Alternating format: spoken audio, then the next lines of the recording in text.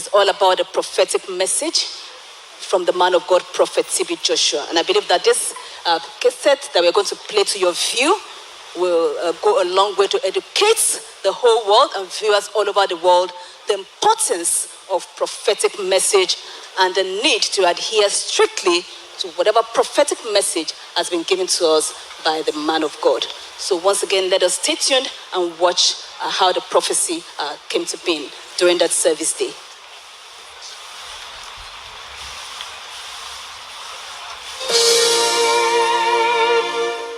There's a document with you. Come on. I want to see you. Okay, sir. Okay? Follow them.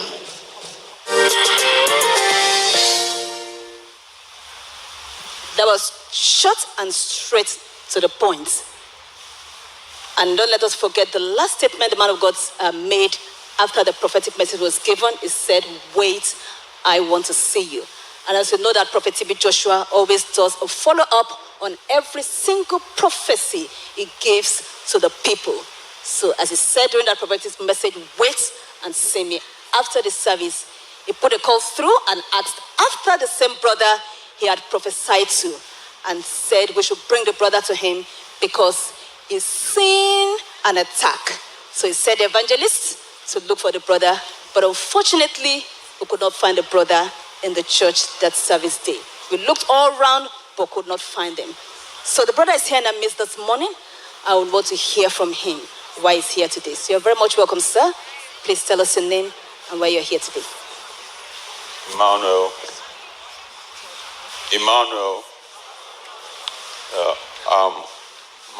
My name is Pogo Kelvin. I'm originally from Bayelsa State, but I currently reside in London. I confirm the prophecy to be very true.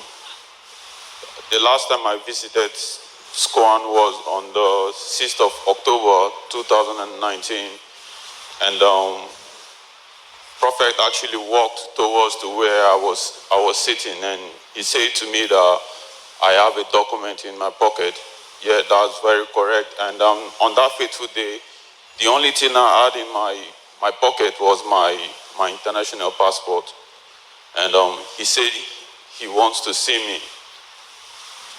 So they actually took me from where I was sitting to the waiting room, and I waited for a while, but I actually had my departure. My departure time was getting closer, so I couldn't wait any longer, and I decided to go. So what happened afterwards? So I arrived in London, and after a couple of weeks, I was actually sleeping in my bed, and my girlfriend spilled acid to my face, my body.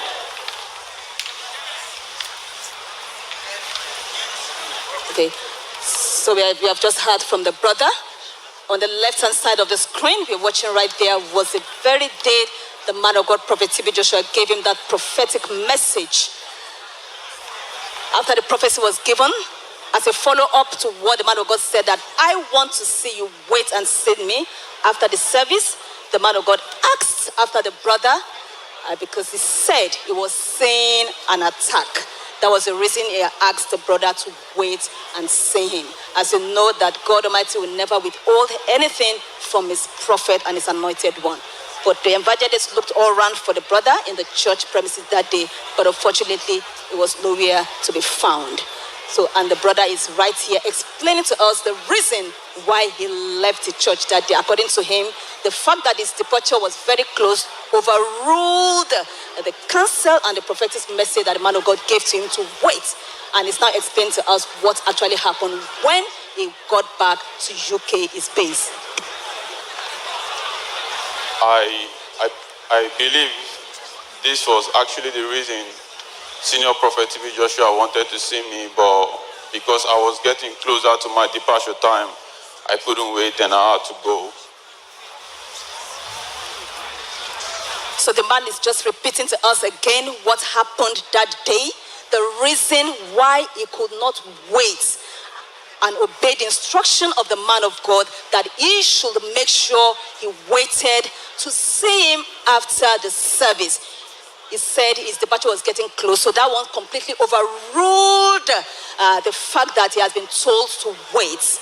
And as the man of God always does, a follow-up to any prophetic message. He does not just leave the people he prophesies to during the service alone. He does a perfect follow-up on every prophetic message he gives during the service. And that was why immediately after the service, the man of God asked after the brother. I prophesied to a brother during the service concerning a document in his pocket, and I asked the brother to wait. Please bring the brother to me because I'm seeing an attack. So he sent all the evangelists out to look for the brother because he needed to see the brother that day before he proceeded on any journey. So the many evangelists went out to look for the brother within and out the church premises, all over. Even they went beyond the church premises to neighboring streets all around. They could not locate the brother. The brother was nowhere to be found. Well, there was nothing we could do. We had to come back, make it known that the brother could not be found. So today, we are hearing from the brother why he was not able to wait and adhere to that instruction given by the man of God. Can you repeat again the reason why he did not wait that day, brother? I couldn't wait that day because it was actually getting closer to my departure time. So I left. So tell us once again what happened when you got back to your base in the UK. So a few weeks after I arrived in London, and I was sleeping in the early hours of the day. I remember it was on a Sunday, and while I was in my sleep, the girl I was dating, she actually poured acid to me and my chest, my arm, and my face. We know that at that point you'll be definitely disorientated, but what immediately came to your mind when that incident happened? All right, so I actually ran out of my apartment naked, and I went to the street. I was screaming, help, someone help me. So God so kind, I met this guy, and he actually called the emergency, and they came, and they took me to the hospital, Okay. where I was receiving treatment. But while I was in the hospital, there was a day I heard the nurses talking that I'm likely to lose my sight. So immediately I called my friend, and I told her to come and take pictures of me and send the pictures to Synagogue Church of Foundation. Yeah, which she did, and she told me that she got a reply that same night from SCOAN that they said they are going to pray for me. And from there onwards, I started getting slight changes to my sight. And actually, while I was still at the hospital, one of the surgeons came to me and she told me that, Pogo, your recovery has been very massive, that I've been really responding well to treatment. Continuamos escuchando esta confirmación de profecía. So just to, as I said a while ago, I've just heard from the brother explaining vividly what actually happened on that fateful day. I can recall that I was actually one of the evangelists, the prophets, Prophet TB Joshua, sent out to look for the brother after the service on that fateful day. I looked around because me, together with other fellow evangelists, looked all around at the synagogue church premises. When we could not find him in the church premises, we went outside the church premises up to far, neighboring, environs. But the brother was nowhere to be found. We just want to recall the event and the prophetic message that actually took place on that day. We will take our time to watch the screen of our television and listen once again to the prophetic message that Prophet TB Joshua gave to our brother that fateful day. So let us stay tuned.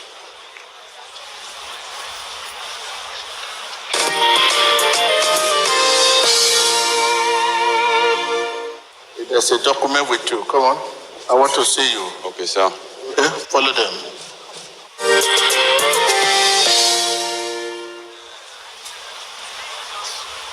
So we have had once again the words of prophecy that was given straight to the point, the document, and then wait to see me. So can you tell us, after the whole incident that happened, then how did you manage to get out of that sin that fateful day? What happened next? Sorry, I didn't get you. After the incident happened on that fateful day when you are battered with the acid and you ran out of your apartment, what then happened afterward? Can you recall to a view? Yeah, I was taken to the hospital, St. Mary's Hospital in London, and that was where they said I might likely to lose my sight. So they actually took me to another hospital, Chelsea and Westminster Hospital, and that was when I called my friend and she came to the hospital and she took photos of me, and I told her to send a mail to SCOAN telling them about my current situation and asking them to pray for me. Yeah, and after then, that was when I started getting slight changes to my eyes.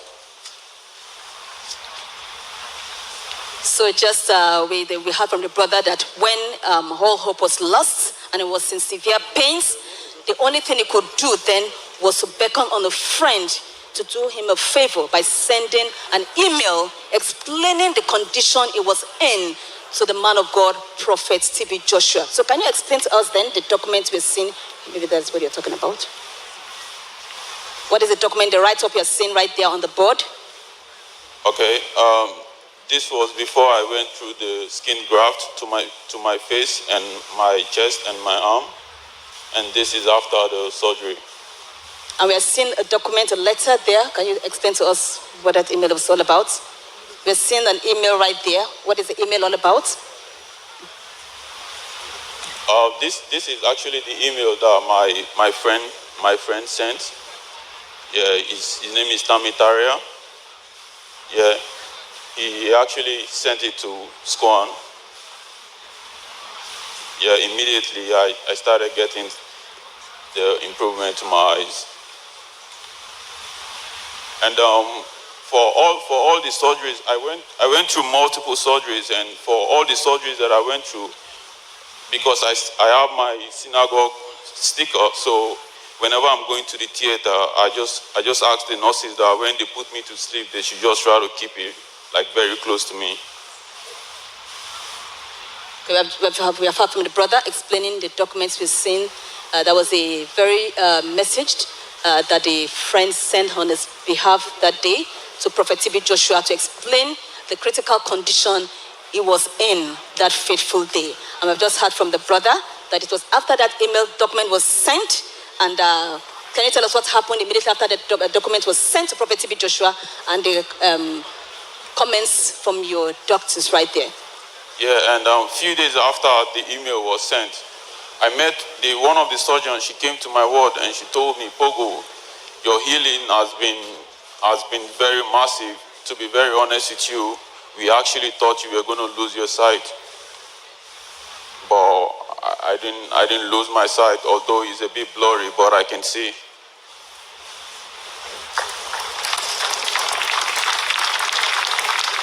Yeah. So we know that we're serving a merciful God. And he said immediately after his documents was sent explaining his condition, that was actually when his healing started. So just, we have heard from the brother, and we have heard from him, what we have just heard from him, and the cassette that was brought to our view has gone a long way to educate us and viewers all over the world that whenever a prophetic message is given by the Prophet T.B. Joshua, the anointed man of God, we should make sure we adhere strictly.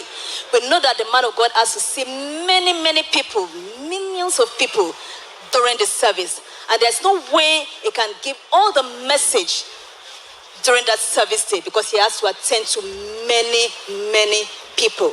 That is why he will ask some people, wait to see me, in order to do a follow-up. And that was exactly what happened in the case of our brother. The man of God instructed him to wait and see him, but unfortunately, he could not wait. And that was what brought about this. But to God be the glory.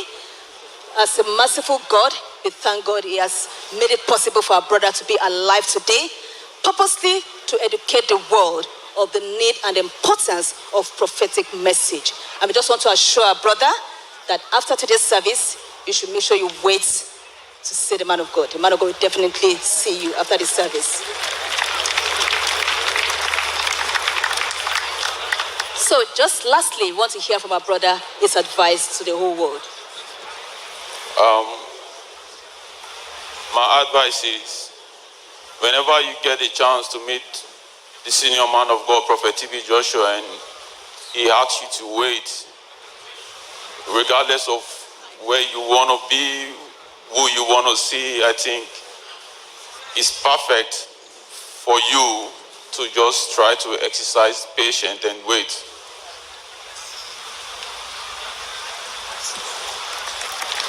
Bueno, y hemos escuchado. So we have had the advice from our brother, and we know that the whole world has been educated on the importance of prophetic message, and it's just to save us and to rescue us from impending danger.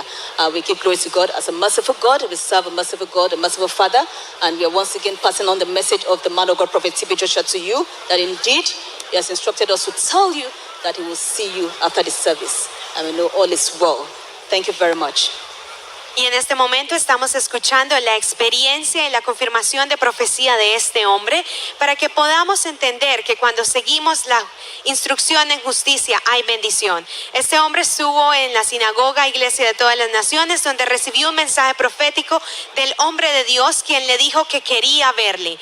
Este hombre, sin esperar, salió de la iglesia y regresó a su país, el Reino Unido, donde está viviendo. Él nos dice que 2 semanas después de que él regresó, su novia comentó un atentado en su contra, derramando aceite en su rostro, ácido en su rostro. Por esta razón podemos ver su rostro, cómo fue afectado y cómo este ácido quemó toda su piel. Este hombre nos cuenta que inmediatamente fue ingresado a cuidados intensivos, a una terapia muy drástica. Los doctores no podían ver ninguna solución. Por esta razón sus amigos enviaron un mensaje al profeta TB Joshua diciéndole que por favor interviniera en oración. Una vez ellos enviaron este correo, empezó a haber una mejoría en su piel, y hoy este hombre está aquí testificando, diciendo que gracias a la intervención y a la oración del hombre de Dios ha podido estar recuperado, y podemos ver cómo aún durante este tiempo él sigue en recuperación. Él aconseja a todos de que escuchen cuidadosamente los mensajes del hombre de Dios y de que sigan la instrucción en justicia para que puedan recibir bendición. Vous voulez entendre la confession de cet homme qui dit qu'il est venu justement à la synagogue de toutes les nations au mois de décembre, et nous avons vu comment l'homme de Dieu a donné une parole prophétique disant qu'il voulait le voir absolument et qu'il devait attendre après la réunion. Il a dit qu'après cette réunion, vu qu'il devait prendre son vol, il n'a pas attendu, il n'a pas écouté l'instruction de la justice qui avait été donnée, qui était de l'attendre, que le prophète voulait le voir. Il est rentré en Angleterre, et en rentrant en Angleterre, c'est comme cela qu'il a eu justement ce problème où sa petite amie lui a versé de l'acide sur son visage et qu'il s'est retrouvé à l'hôpital. Il était vraiment très très défiguré à cause de cet acide qui avait été répandu sur son visage, et c'est comme cela qu'il a envoyé un email à la synagogue des Toutes Nations. Un de ses amis l'a aidé à envoyer cet email en disant justement ce qui s'était passé, Et effectivement, il est là aujourd'hui pour donner cette confession parce qu'il veut faire comprendre que lorsque vous recevez une instruction dans la justice, que vous recevez une instruction de l'homme de Dieu, une parole prophétique, de suivre cette parole à la lettre afin de recevoir la bénédiction au bout. Il n'a pas écouté cette instruction, il est parti, et c'est ce qui lui est arrivé. Il veut vraiment encourager tout le monde. S'il vous plaît, si l'homme de Dieu dit qu'il veut vous voir, restez, cela doit vous donner de rester pendant plusieurs jours, restez plus d'une semaine ou plus. Restez pour écouter ce que le Seigneur a à vous dire afin d'éviter ces genres de pièges qui va vous arriver à l'extérieur. Mais gloire soit rendue à Dieu. Après avoir envoyé son email ici à la synagogue Église de toutes les nations, il a dit qu'il a commencé à recouvrir justement sa peau, a commencé à se clarifier. Il a commencé à recouvrir sa peau, et il rend toute la gloire à Dieu, que même les médecins ont été étonnés à la rapidité à laquelle sa peau commençait à revenir à une situation beaucoup plus améliorée qu'auparavant. Donc il rend la gloire à Dieu parce que le Seigneur lui donne la permission, l'opportunité aujourd'hui de parler au monde entier et d'écouter la voix de Dieu quand Dieu vous parle.